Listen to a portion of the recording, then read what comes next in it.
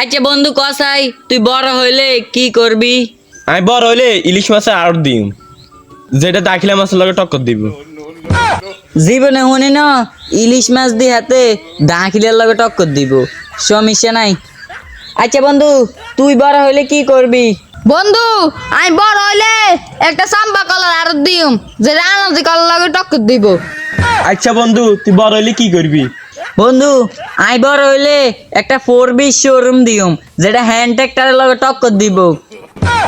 আচ্ছা শুধু তোর লগে আর এই অবস্থা, ছোটকাল ধরে যদি স্কুলে যাইতাম আজ আর একটা 4B শোরুম থাকলো। ও তুই ঠিকই গাইছ, তার লগে আড়ি আর আঙ্গে অবস্থা। আমার আবার কি দোষ? আর বেলা ঠিকঠাক করে কাম কর, তাহলে আজ যা তিনজনে একজন হাজিরা তিন মা দেখে হর হাজিরাও দিত না। no, no, no, no.